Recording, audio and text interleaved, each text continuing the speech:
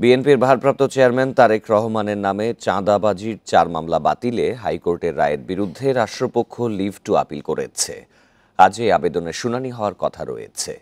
Supreme কোর্টের ওয়েবসাইটের তথ্য অনুসারে জ্যেষ্ঠ বিচারপতি মোহাম্মদ আশফাকুল ইসলামের নেতৃত্বাধীন আপিল বিভাগের 4 সদস্যের বেঞ্চে কার্যতালিকা 3 নম্বরে আছে রাষ্ট্রপক্ষের 4টি আবেদন। চাঁদাবাজির অভিযোগে তারেক রহমানের বিরুদ্ধে রাজধানীর আলাদা 2টি থানায় এসব মামলা হয়েছিল। গেল 23 অক্টোবর এসব মামলার কার্যক্রম বাতিলে রায় দেয় হাইকোর্ট। এই রায়ের বিরুদ্ধে গত ডিসেম্বরে রাষ্ট্রপক্ষের আপিল চেম্বার আদালতে ওঠে। সেখান থেকে শুনানির জন্য আপিল বিভাগের নিয়মিত বেঞ্চে পাঠানো হয়।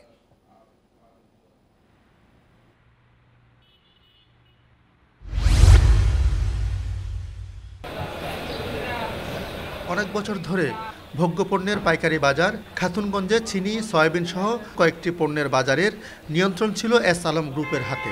একইভাবে রমজানের প্রয়োজনীয় পণ্য, ছোলা, ডাল সহ আরও কিছু পণ্যের বাজার নিয়ন্ত্রণ করতেন বড় ব্যবসায়ীরা। তবে রাজনৈতিক পট পরিবর্তনের পর পাল্টে গেছে বাজারের চিত্র। আমদানি শুরু করেছেন এক সময় বাজার থেকে সরে যাওয়া ছোট ও মাঝারি ব্যবসায়ীরা। আপনার সবাই যদি সমান সুযোগ পায় ব্যবসার, তাহলে তো এটা দেশের জন্য ভালো, জনগণের জন্য ভালো, গরিবদের জন্য ভালো হবে। একটা আপনার আপনিও মাল বিক্রি করতে পারবেন ইম্পোর্ট করে, আরেকজনও মাল বিক্রি করতে পারবে, তখন একটা কম্পিটিশন। জুলাইয়ে 25,000 এবং আগস্টে 35,000 টন অপরিশোধিত চিনি আমদানি করে এস আলম, কিন্তু এরপর আর আমদানি করতে পারেনি।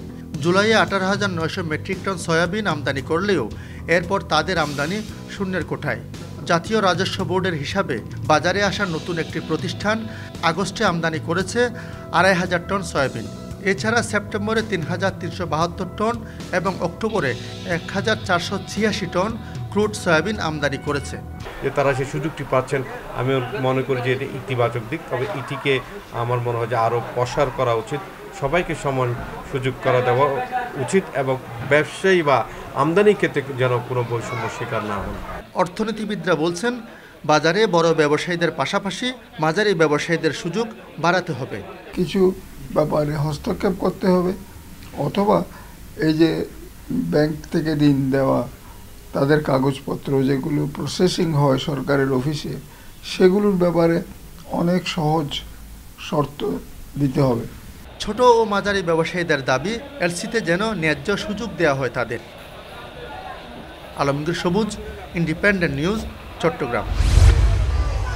মহাখালীর আইসিডিডিআরবি হাসপাতালে 1 জানুয়ারি ভর্তি রোগীর সংখ্যা ছাড়ায় 850। গত 2 সপ্তাহ ধরেই হাসপাতালটিতে প্রতিদিন গড়ে 800-র বেশি রোগী ভর্তি হচ্ছে।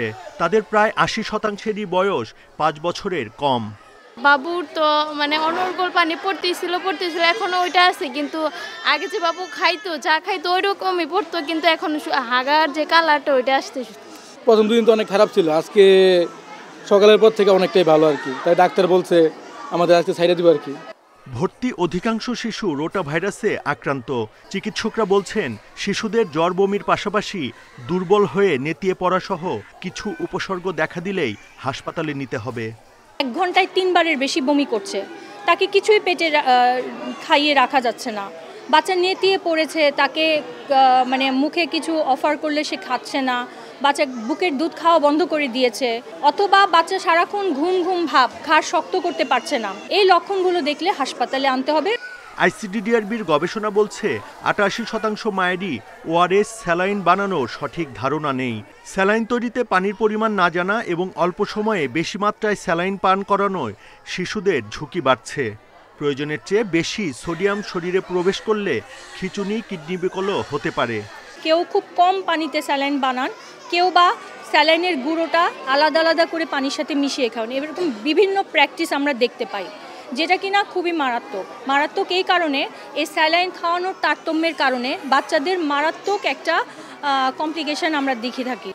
আইসিডিডিআরবিতে ভর্তি শিশুদের মধ্যে রাজধানীর মিরপুর, মোহাম্মদপুর, কামরাঙ্গীরচর, আশুলিয়া সহ প্রায় 25টি এলাকা থেকে এসেছে সবচেয়ে বেশি রোগী।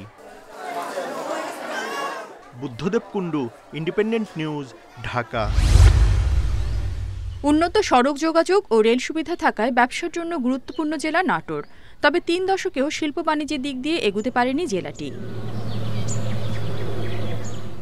2011 সালে সিরাজগঞ্জের হাটিকুমরুল থেকে নাটোরের বাগাতিপাড়া হয়ে রাজশাহী পর্যন্ত গ্যাস লাইন টানা হলেও জেলায় গ্যাস সরবরাহ নেই।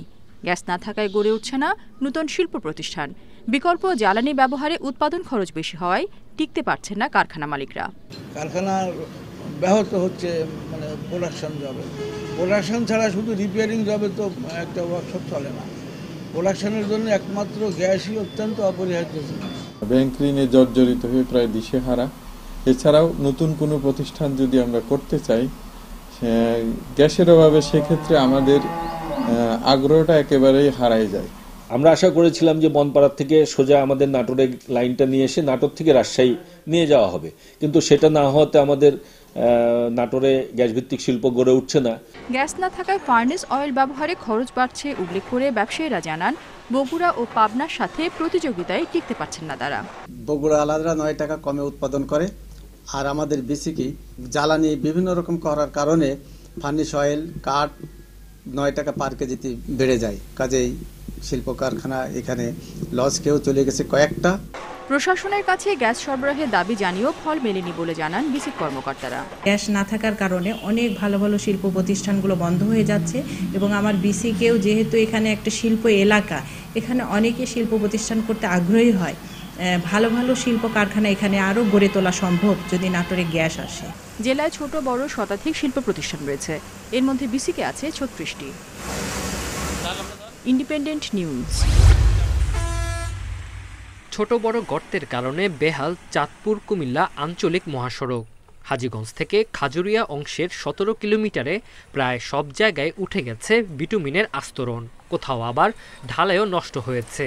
এতে চাঁদপুর থেকে লক্ষ্মীপুর, নোয়াখালী, চট্টগ্রাম ও ঢাকায় চলাচলে বিপাকে পড়েছেন যাত্রীরা। 10 থেকে 20 মিনিটের ভিতরে হাজীগঞ্জে বা তার গন্তব্যে পৌঁছবে, কিন্তু সেখানে 1 থেকে 1.5 ঘন্টা সময় লেগে যায়।